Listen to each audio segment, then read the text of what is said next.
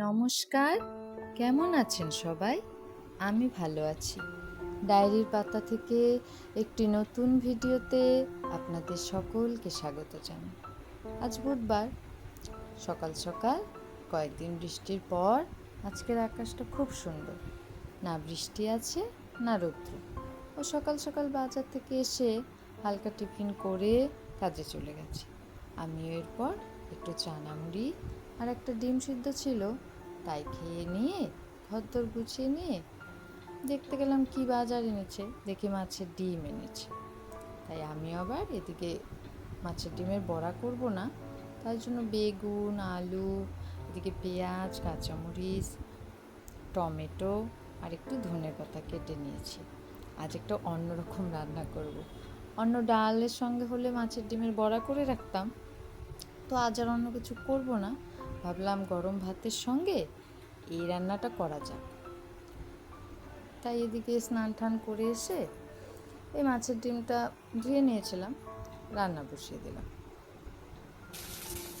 তো প্রথমে আর কি মাছের ডিমটা ভেজে নেব নুন হলুদ দিয়েই, কারণ না হলে একটু মাছের এই আষ্টে গন্ধটা লাগে। মাছের ডিমটা ভেজে নিয়ে পরে বসিয়ে দেব। মাছের ডিম ভাজা বলুন, আর এদিকে মাছের তেল দিয়ে এই বেগুন আলু দিয়ে ভীষণ টেস্ট লাগে। মাছের ডিমেরটার থেকেও বেশি মাছের তেলটা বেশি ভালো লাগে। আপনাদের কোনটা ভালো লাগে? কিন্তু এইভাবে একবার করে দেখুন মাছের ডিমের রেসিপিটা, দেখবেন গরম ভাতে যে খায় না সেও খেয়ে নেবে। এদিকে মাছের ডিম আমার ভাজা হয়ে গেছে। সোমবারে দিয়ে দিয়ে পেঁয়াজ, আদা, শুকনো লঙ্কা, জিরা যা যা লাগে আর কি সব দিয়ে একটু পেঁয়াজ নুন দিয়ে একটু কষিয়ে নেওয়া।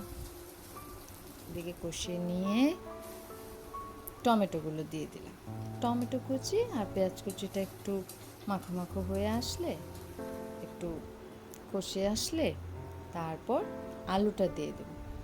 কারণ আলু আর বেগুন একসঙ্গে দেব না, বেগুন তো এমনিতেই গলে যায় আর আলুটা সিদ্ধ হতে একটু সময় লাগে। না হলে তরকারিতে বা যে কোনো কিছুতে বেগুনের আর চিহ্ন পাওয়া যায় না বলুন। এই জন্য আলুটা একটু ভাজা ভাজা হয়ে যাওয়ার পর বেগুন দিয়ে দিয়েছি।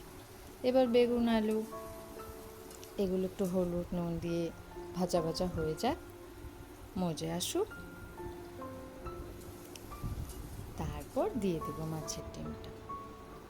আজকে ঝোল দেব না, আবার একদম শুকনাও না, কারণ অন্য কিছু নেই তো, ভাতের সঙ্গে না হলে ভালো লাগবে না। আর একটু শুকনা লঙ্কার গুঁড়ো দিয়ে দিলাম। এমনিতেই বেগুন, তার মধ্যে কাঁচামরিচ শুধু দিলে কালো রঙের হয়ে যাবে তরকারি, এই জন্য একটু আর কি দেওয়া। এই দেখুন এখন দিয়ে দিলাম সেই ভেজে রাখা মাছের ডিমের ভুনাগুলো আর কি, ঝুরি ভাজাগুলো আর কি। এটা দিয়ে নাড়াচাড়া করে এভাবে এভাবে রাখা যাবে। এভাবে ডাল থাকলে ভরিয়ে খাওয়া যেত। কি সুন্দর হয়েছে না কালারটা এদিকে। আর এই ভাজা ভাজা দিয়ে রুটি দিয়ে বেশ লাগবে, গরম গরম রুটি হোক পরোটা হোক। তো আমরা যেহেতু দুপুরে ভাত দিয়ে খাবো, দুজনে তো অন্য কিছু আর করিনি, তাই একটু ঝোল দিয়ে দিলাম। একটু ভেজা ভেজা হবে, কিন্তু এত ঝোল রাখবো না, এটা জাল হবে, তার জন্য একটু বেশি করে দেওয়া। এই জাল হয়ে এসেছে, এবার নামাবার পালা। নামানোর আগে কুচনো রাখা ওই ধনে পাতাগুলো দিয়ে দিলাম।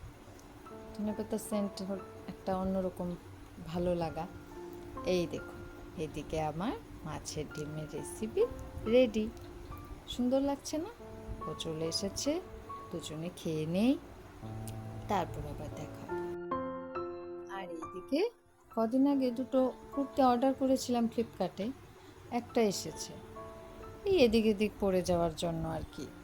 একটা এসেছে, তাই ভাবলাম একটু খুলে দেখি আর আপনাদেরও দেখাই।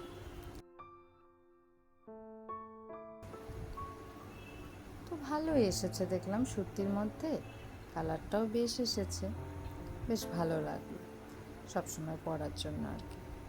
আজ তাহলে আসি, আপনারা খুব ভালো থাকবেন, ধন্যবাদ।